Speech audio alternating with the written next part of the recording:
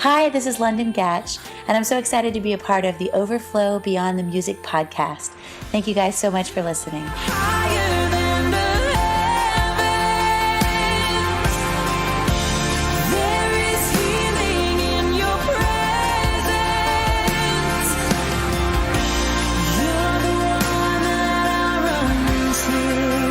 Hey, what's going on, everybody? Welcome to the Overflow Beyond the Music podcast. My name is Josh McCabe, and I'm your host.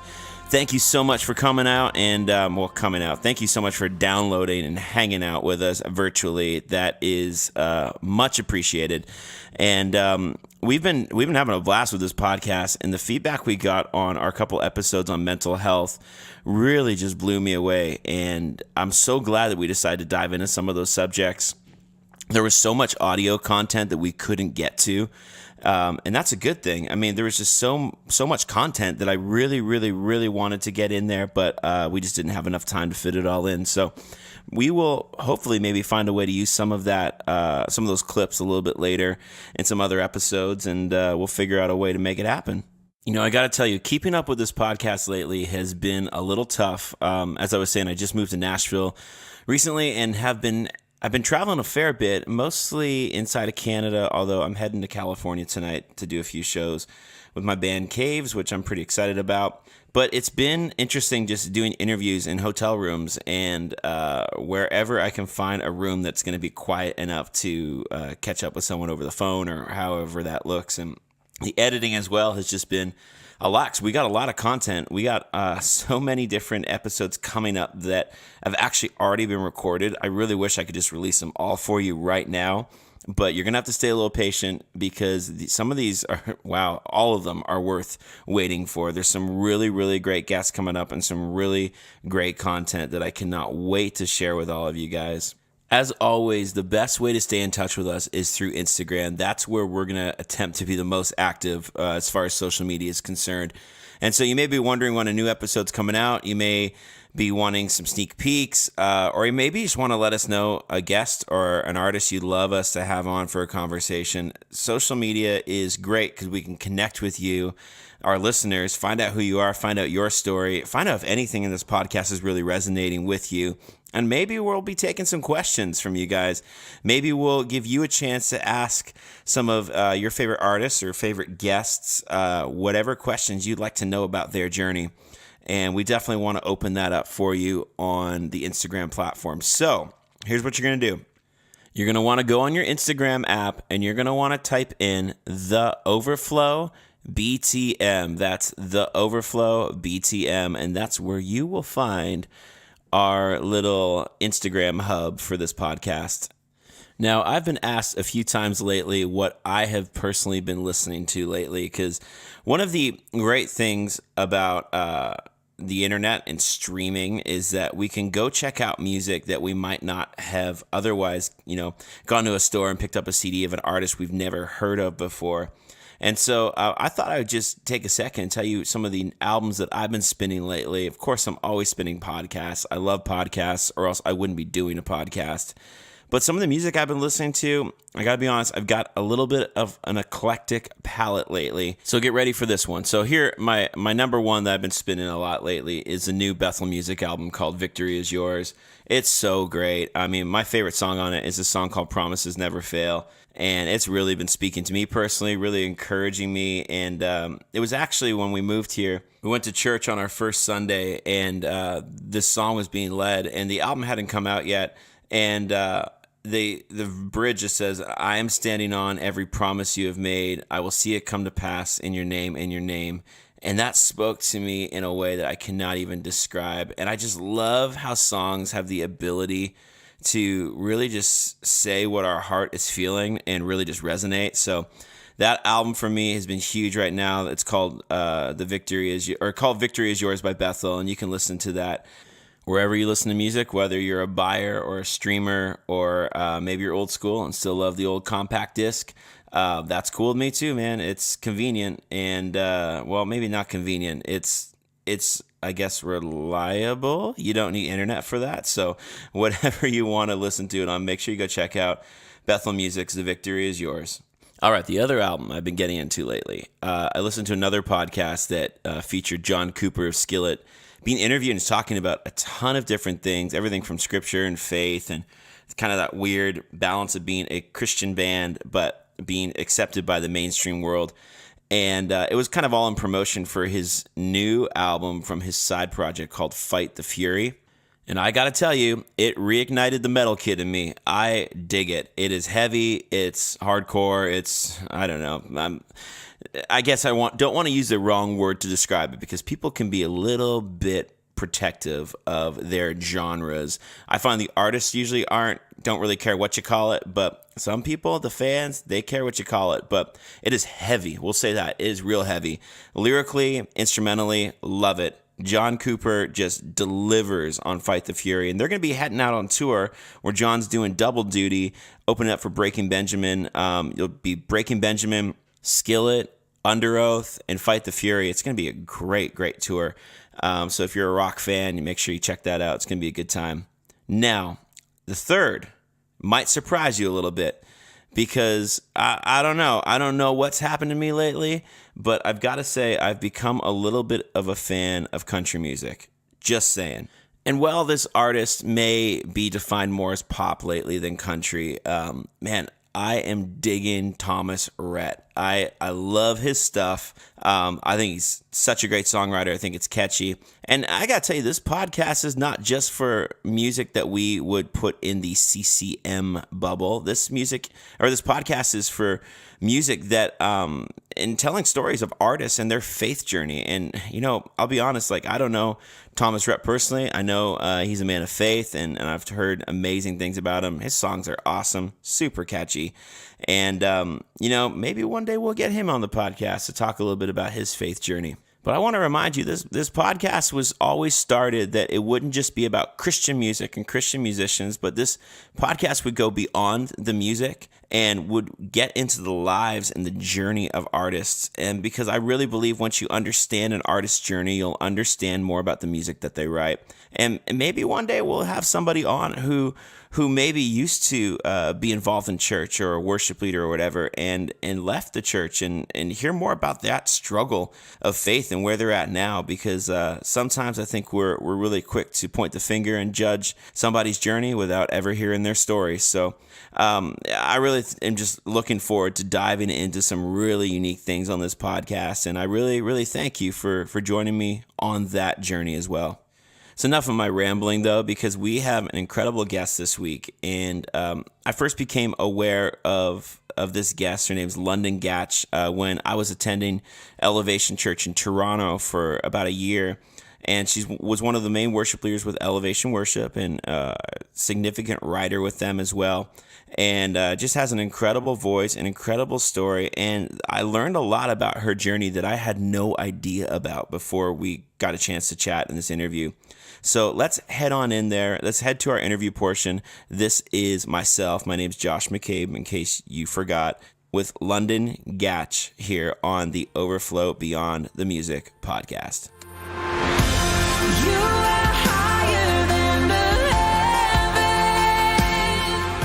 All right, well, I have got on the line with me here. She's coming from North Carolina right now. We've got London Gatch on the line on the Overflow Beyond the Music podcast. London, tell me how you're doing this morning. I'm great, but I'm actually in South Carolina. South Carolina. Whereabouts in South Carolina are you?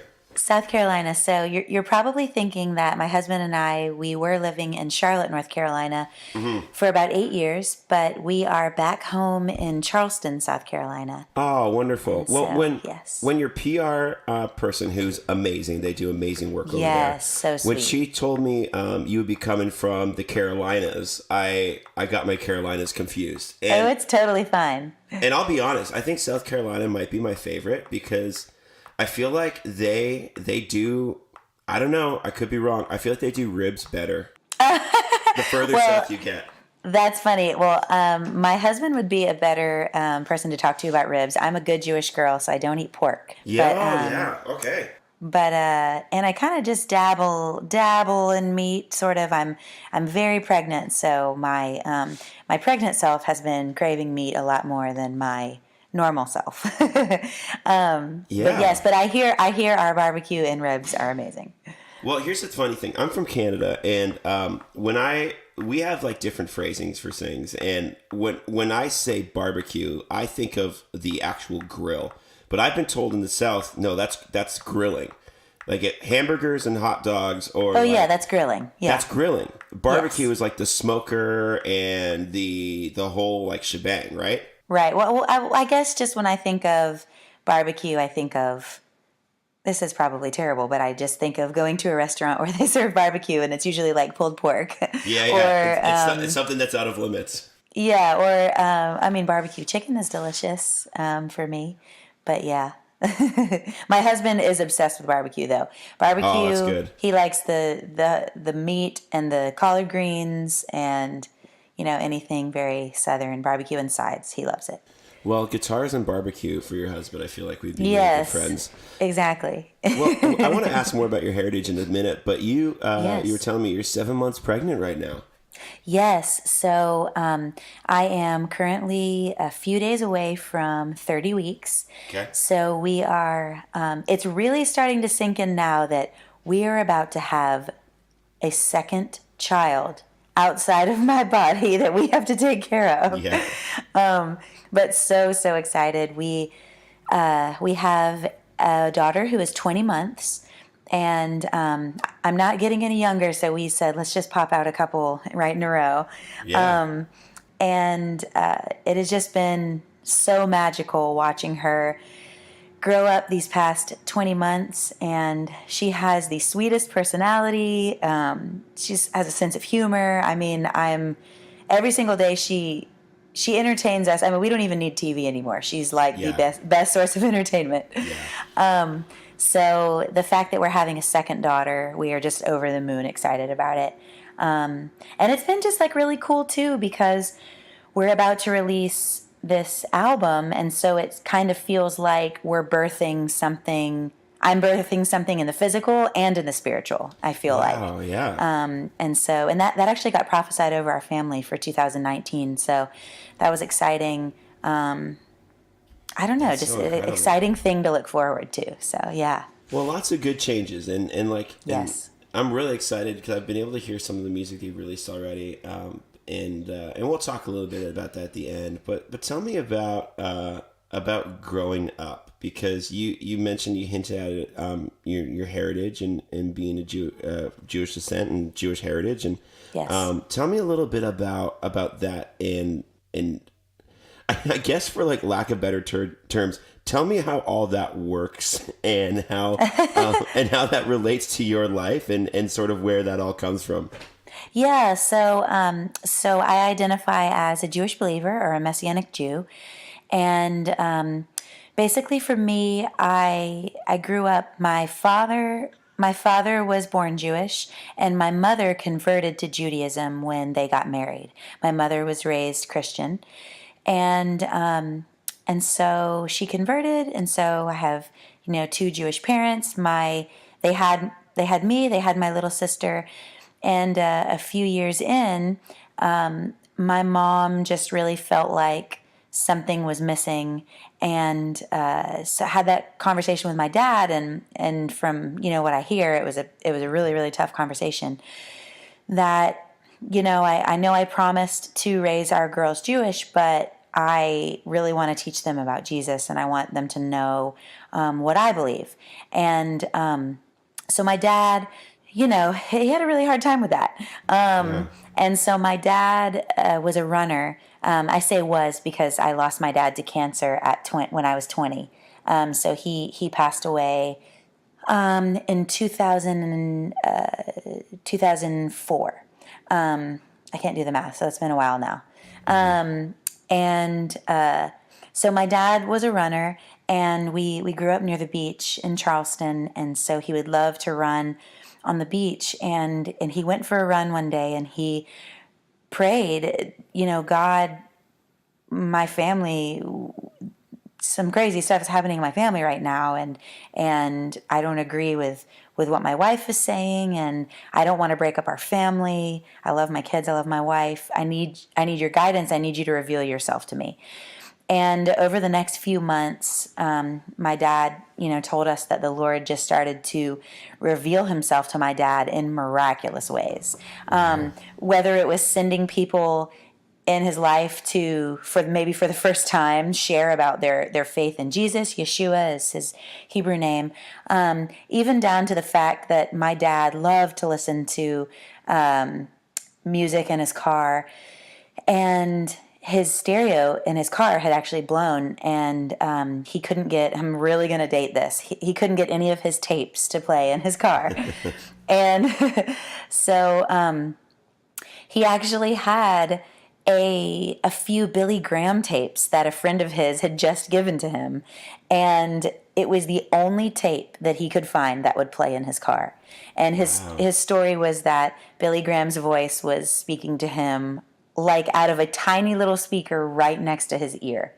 And so he tried every single music tape that he had, and nothing would play, and that was the only thing that would play. And so he was forced to listen to it for a few weeks until he was able to get the car fixed. But yeah, just over those next few months to a year, he started to have all these great conversations and started to read the New Testament for himself.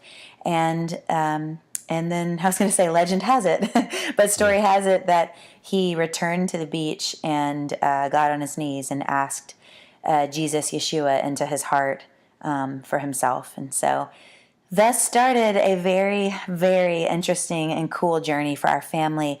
What does it mean to be Jewish and believe in Jesus? Yeah, that's what I'm really curious about. How do what does that look like? Two, I guess, traditions and practices intersect in a practical sense for your life? Yeah, so for the next couple of years, we dabbled in attending a few churches, and we also tried some Messianic Jewish congregations, and we also were a part of our local synagogue, conservative synagogue as well, traditional Judaism.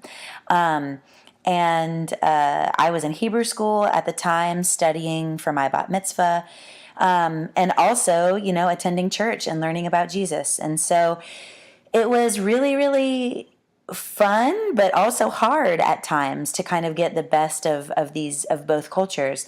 I'll never forget a day I came to Hebrew school, and it was during the holiday season, and I like to blame my mom for this, but she forgot that I was wearing a Christmas sweatshirt that said Jesus is the reason for the season, and I'm walking into Hebrew school, and so I was asked to kindly leave, or please remove your sweatshirt, and so that was a very, very interesting day for me. But no, it was just a journey of trying to figure out what that meant for our family, and so we, as a family, we felt called to start our own Messianic congregation in Charleston, a place where Jewish believers and Gentiles could worship Jesus, Yeshua, together.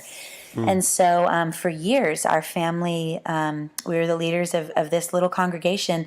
It actually started in our living room, and eventually grew enough to where we were able to get like a little storefront somewhere and meet together as a congregation. But I love to think back on those times. My first volunteer role in ministry was parking cars. I was a little girl wearing a reflective vest, and I think I had some sort of like pink Disney baton, and I was basically like parking cars on our street, waving them in. And so I like to think that my first ministry role was on the parking team. That's incredible. I was the parking team, but I was also part of the parking team. So it was such a cool upbringing, because obviously we worship and we adore the King of the Jews, Jesus, Yeshua, our Messiah. And so he came to fulfill the prophecy of the Old Testament. I mean, he is the Messiah that the Jewish people have been waiting for, and so it's such a special thing that our family has been able to celebrate our heritage and understand how believing and feeling completed by Jesus just enriches and completes our faith, and how that ties into our heritage. So I don't even really call myself. Some people are confused, like I might not necessarily say like I am a Christian, because I'm not. I'm a Jewish believer. That's who I am. And Yeah. the New Testament talks about Jews and Gentiles are one in Jesus, and we're grafted in together through the olive tree. And so that's who I am. My husband is a Christian and born and raised Christian, and so we're excited to raise our daughters, understanding the roots of their Jewish heritage and also what that means to be believers in Jesus. Yeah, that's beautiful. I have a question that I'm kind of curious about Yeah. because I used to work way back in the day when I was a young musician trying to pay the bills when I was not traveling. I was like maybe 20 years old. I used to work for this pest control company. Like I Awesome. was the bug man. Love which, it.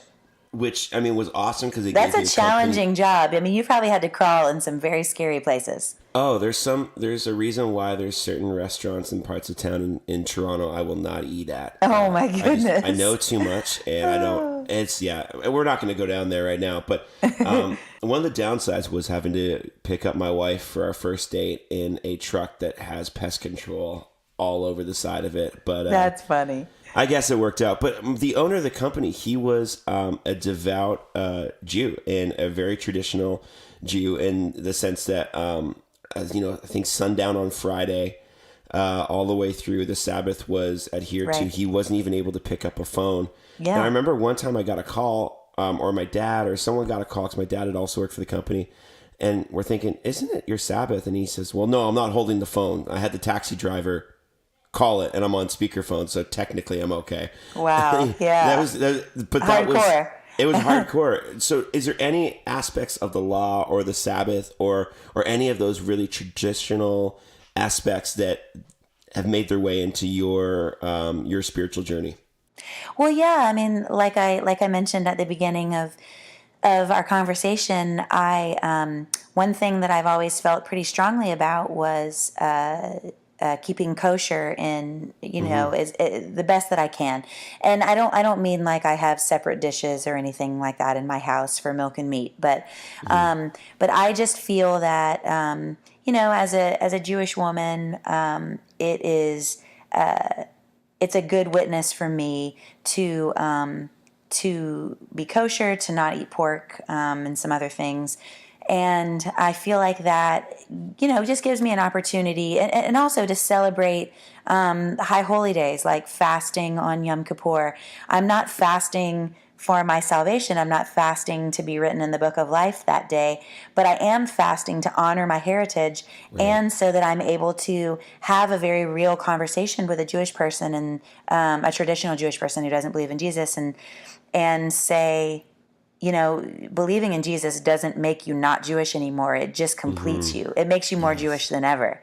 And so by continuing to honor some of the special things that the Lord has set aside for the Jewish people, I feel like I'm able to almost have more of a voice to speak into the life of a traditional Jewish person. And so I have lots and lots of family members who don't believe in Jesus, and they're super supportive of me and my family, and they love us so much, and they say, your beliefs are yours and ours are ours, and that's totally fine, but we're family and we love each other.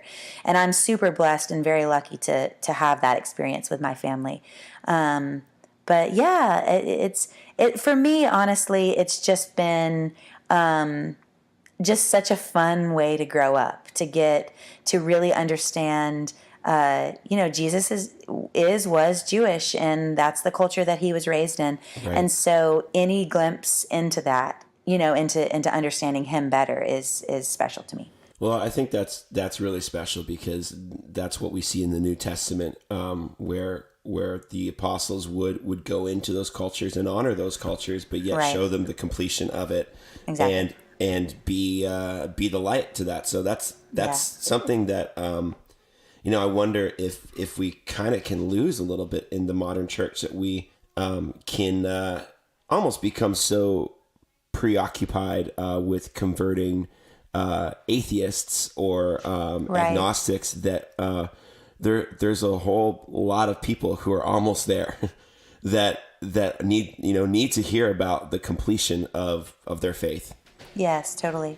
And that's awesome that's a call on your life. And so you grew up in a Messianic Jewish culture and a congregation. And then tell me a little bit about when you began to realize that you had a voice and that worship was something that really ministered to you and that was something you could minister to others with. Yeah, so I grew up in a family of pretty much if you didn't sing in our family, it was kind of like you were weird. So everybody in my family, both sides, everyone sings. And so Thanksgiving and holidays, Christmas, Hanukkah, whatever it was that we were getting together for, I mean, it was always like one performance after the other, talent show. It was just very performing arts family. And so growing up in music was very, very normal for me. Both of my parents were worship leaders. They not only led worship in our congregation, but throughout the years, we of just kind of like figuring out the path to what was best for our family as far as a congregation. We were a part of a couple different churches and just got a lot of really cool experiences in different congregations. And my parents, like I said, were worship leaders. And so I always grew up being a part of worship in some capacity. So it was very, very normal for me as this is how, this is one of the ways that we can serve as people with musical gifting. And so I loved music, and my husband and I, we met and fell in love, and we were writing music. We had a band, at the time we were kind of pursuing secular music, but basically just whatever God had for us, as we were open to it. And right around the time that we got married, in our early 20s, I felt like the Lord spoke to me so clearly and said, London, worship leading specifically as your career, like as your, ministry role, that's what I have for you. Wow. It's not a plan B. It's not a fallback plan. This is the path that I have for you. And I'll never forget, at the time I was pursuing secular music. I was traveling around with a band. I was also serving in our church as a worship leader, but I definitely kind of like had my focus on like what we were doing as a band, and just felt like God prompted me to just put all of that aside. And so I did, and which was, hard, but it was also exciting. And so we went to, we were newlyweds, and we went to our pastor here in Charleston at Seacoast Church, Pastor Greg Surratt. We went to him and said, Pastor Greg, really feel like God is calling us to ministry, specifically leading worship in a church capacity. Would love to, have opportunities to be raised up and all that good stuff. And so over the next year and a half, felt like God taught me a lot, what it means to be a worship leader, because if you're in secular music, there's a performance aspect of it. Where does performance, like where is there a place for performance in worship? Like really learning that as a young 20-something. And so that takes a lot of years, especially if you've been in the performing arts your whole life. It takes a lot of years to understand how to not be performing, but how to be like genuinely like leading people in worship.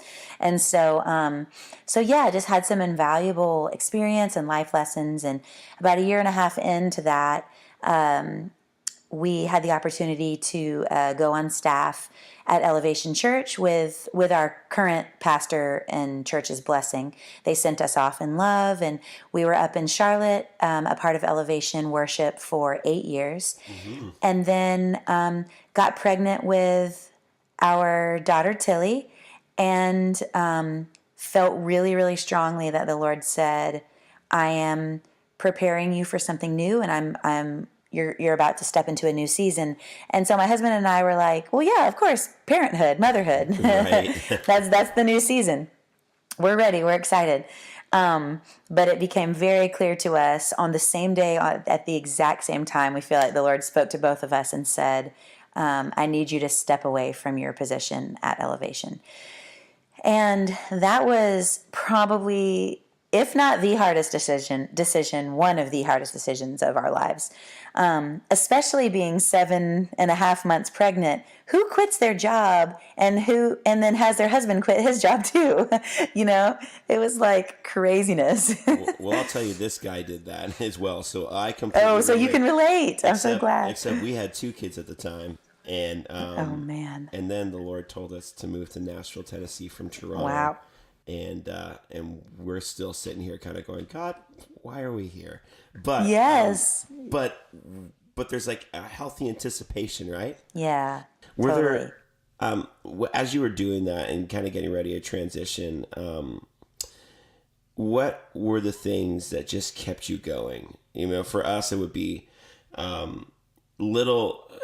When you're kind of waiting for the large miracle, God sends you little miracles along the way. Totally. That just kind of go, okay, that gives me strength for another week or another month. Tell me about some of that, some things that maybe encouraged you along the way as you began to make one of the biggest decisions of your life. Yeah. Well, we, and I'm just not that person. Like, I am the person that, I feel like we had it planned out to a T. And, we had just purchased a home a few years prior.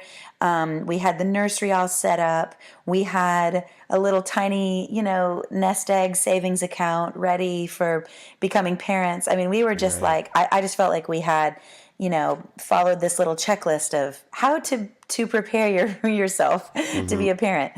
And God just said, throw out the playbook, and we did. And it was terrifying, but it was also exhilarating and freeing at the same time. We, when you step away from a ministry that you've been a part of and a part of we were a part of helping grow the ministry for years and years and years, it becomes part of your identity.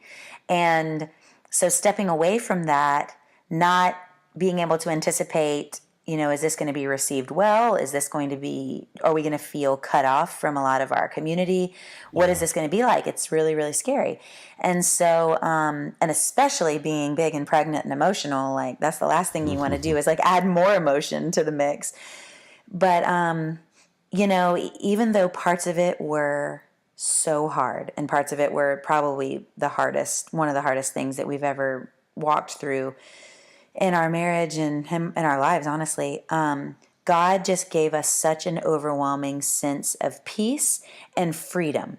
And I think that I didn't realize, I realized it, but when you're running full steam ahead for, 7 days a week, 24 hours a day, 8 years in a row, you never really being able to stop up or to come up for air.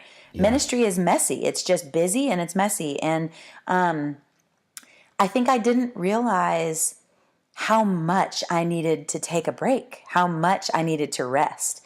I didn't realize all the ways in which I was so burned out. I was just creatively stifled. I was spiritually just not in a good place. But I didn't even realize it. In some ways, I probably realized it, but in other ways, you just want to pretend that everything's okay, that you can keep going, and it wasn't until we followed the Lord's voice and His prompting, and we stepped away, that we were able to really take a deep breath for the first time in a long time. Right. And over the next few months of bringing our daughter into the world and becoming parents, this is really crazy to say, but I felt more rested becoming a new mom than I had felt in almost a decade. Wow. And that's a pretty crazy thing to say, because I know that you always hear your first year of parenthood is your most exhausting year. But honestly, for us, it was we got the most rest that we'd had in a really long time. And we were so, so thankful that God, that was one, like you said, that was one of those little ways, little miraculous things that He gave us. In the midst of becoming parents, He gave us time to breathe. He gave us space to be creative again, time to really hear his voice and make space to hear his voice. And so I feel like he was like really taking me to back to the foundation of my faith. Like, what does it mean to be a daughter of our King? What does it mean to be his child? What does it mean to be loved by him? What does that truly look like? And also it gave me some space to examine what lies have been spoken over me. What negative things have been spoken over us as a family that I need to cast out, that I need to, in Jesus' name, say that is a lie, and I do not believe that. I do not align myself. I'm no longer in agreement with that lie that was spoken over me, because God's word, he says these things about me. These are his truths. This is what scripture says about who he created me to be. And so for me, that was just like, I don't know. I felt like I was like back in school again or something, but it was like the sweetest school ever. It was just like the Holy Spirit was like my personal tutor, Right, right. It was just such a really awesome time.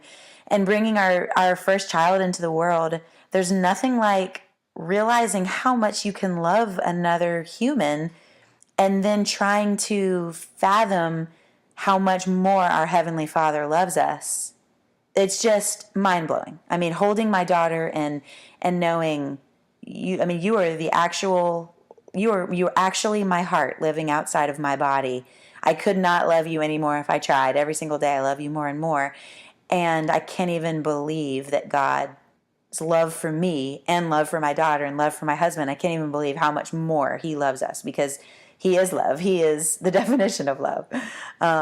So I mean, I can't say enough how sweet and wonderful it's been almost 2 years now since we resigned, and it's been just probably the most like spiritually enlightening 2 years of our lives. And I'm super grateful for this time that we've been given. Yeah, that's incredible. And, I wanted to ask you a little bit about that journey, because I knew that you were really involved. I knew you were a writer, but you've written some of my favorite songs Thank in a you. lot of my journey. And I'll tell you more about one of the particular songs after we finish up the interview. But written songs like Last Word, Nothing Is Wasted, Give Me Faith, Grace Like a Wave, and Awesome. part of just a wealth of great writers Thank you. that came out of that church. And I want to ask you, when did you kind of start realizing that you had something to say that would be inked, not just sung? You know what I mean? There's like that moment in which you kind of realize that not only do I have a voice to sing and to lead people in worship, but I have a voice to write songs for the global church, or I have something to contribute to the global church and the culture of worship. When did you sort of go, oh wow, okay, this is something that I want to do and am able to do? Well, I think when you have a calling on your life as a writer, as a songwriter, a gifting in that area, I think it's something that you just can't help but do. Whether you're writing, whether you're just writing a song that you're just going to sing by yourself in your room to the Lord. I think that some of our most beautiful times of worship and writing are those like really intimate moments with the Lord. And I started to write songs at about 16 years old. And they weren't always necessarily like worship songs or about God. They were just about, the emotions of my heart, the emotions, whatever I was going through. At the time, I lost my dad to cancer when I was 20. And I found songwriting to be very therapeutic during that time. My dad battled cancer for 13 years. So from the time I was a little girl until I was 20, he, most of my life, I guess I was 7 or 8 when he got diagnosed. And then he passed away when I was 20, almost 21. And it was a hard journey, especially those last few years of how sick he was, and going through chemo and getting a bone marrow transplant and all the different things that we had to do as a family to support him in this challenge songwriting was something that I could turn to express the sadness and just the questions and the doubts that I had, the fears that I had. And so songwriting has always been super special to me in that way. But it probably wasn't until my 20s, when I felt really called to lead worship, when I felt like God said, "This is what I have for you," that I was able to redirect those, redirect that gifting into specifically writing worship for the church. And I count it just such a privilege to get to write words and melodies that people will sing as they're crying out to the Lord, whether it's in their car or in their house or in their congregation, wherever they are. It's such a special thing to write from a place of, hey, you're not alone. I feel just as hurt and broken as you do at times. And I've had, a crazy amount of challenges and have had to walk through a lot of different things in my own life. And God, these are the words that I need to cry out to you in my personal time of prayer and worship with you. And the fact that I would get to share those words with someone else to hopefully help them have a voice in those moments is just so, so special. And so I don't think it was ever like a light bulb moment where I was like, oh, I'm going to start writing songs for the church. It was never like that. It was just kind of like a journey of I can't help but write songs. I can't help but God, I feel like I wake up in the morning sometimes with a few lines of lyrics on my lips, on my mouth, like they're just coming out. The song that we released as our first single, Jesus Only You, I woke up one morning and I was saying this out loud. I was saying, only you can make it right again. Only you can make me whole again. And it was coming from a place of crying out to the Lord for emotional healing and for spiritual awakening, spiritual healing. And I knew that I need to cry out these words to God in worship. And I was fortunate enough to be able to get with a few friends and write a worship song around that concept that God, you are higher than the heavens. I can find healing in your presence. You're the one that I run to, Jesus, only you. It comes from Psalm 8. His glory is higher than the heavens. It's basically the concept that like the God of the universe, the one whose power and majesty is beyond what we can imagine. He's still the God who is close enough to hear and see and help our every need. He's the one that heals us. He's the one that we can turn to in those moments of despair. And so, honestly, that's like been the theme of all of these songs that we've been writing in this last season have just been, we're not alone. Like all around us, people are hurting. We're hurting. Other people are hurting. And God, you are our great healer. You can make it right again. You're the one who can restore anything that's broken, anything that's hurting, anything that's been taken from us, any lie that's been spoken over us. God, you can restore that and you can make it right again. Well, I love that because I love how you just even talked about where the song came from because for people listening that are maybe not in the music quote unquote scene or industry, there's this kind of weird thing that happens when songs get written is that you set up a co-write and you set up an appointment and then you walk in a room and you kind of shake hands with other people you know or don't know and you kind of go, okay, what are we going to write about today? And then you like build this thing and like sometimes it's in a studio or a boardroom or wherever it is. Right. And it can sometimes be this very official type. I feel like I just went for like a therapy appointment and then just walked out and then okay, there's a song done. But there's also but that's not always the case. But there's also some incredible times where songs just feel like they just fell and then you just needed somebody to help you better communicate what you were trying to say or add something. Tell me about something from the new record that maybe kind of felt like that it just fell at the right time. It wasn't set up, and it was just a God moment. Wow. Oh my gosh. I feel like so this record has 10 songs, and I feel like I could honestly give you an example of that from every single one. But one that I'm going to highlight is called Shepherd, and it's the third track on the album. And it was really hard for me, honestly, to not release Shepherd as a single. This song is so special to me.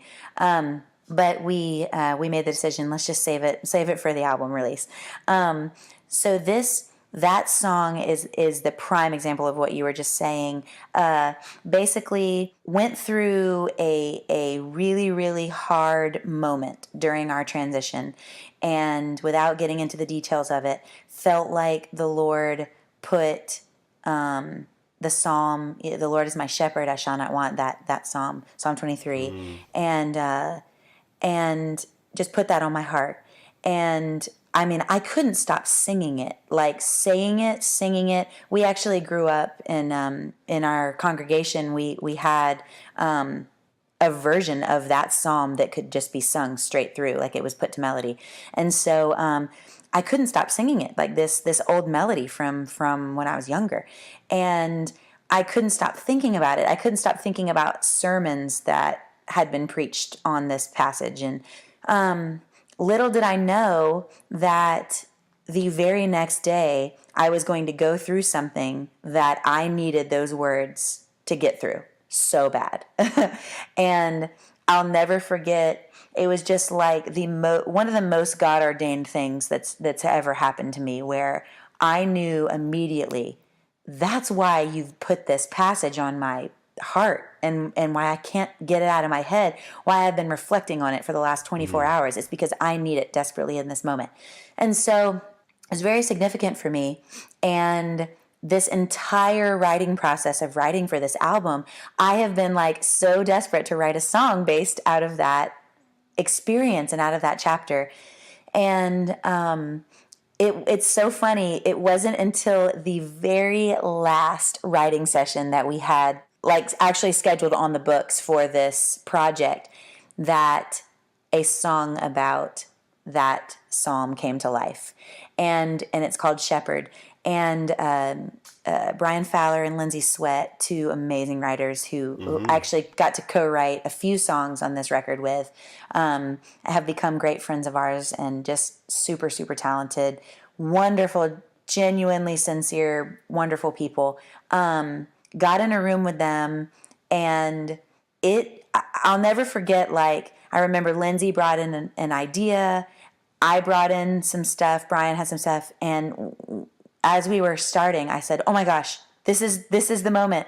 I'm finally getting a song about Psalm 23. It's happening. And it felt so right, and it felt so just like almost like the Lord knew, like he was saving it for this like really sweet moment of like, Jesus Only You was the first song we wrote. Shepherd is the last song we wrote for this album. And it was almost like he bookended the whole process with these two very significant, special moments.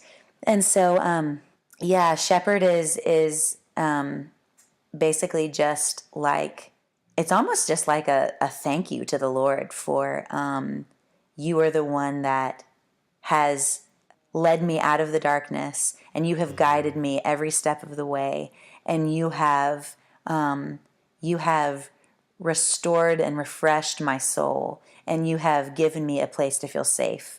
And even though I walk, even though I'm in the valley, I don't have to be afraid, because I know you're with me. I know you're right beside me, and your faithfulness is just so tangible.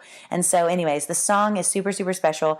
And kind of a cool, like, little fun fact: we finished writing the song, and it came really quick. Like, it was one of those songs that I think we wrote it in like 2 hours, like super fast, two or three hours.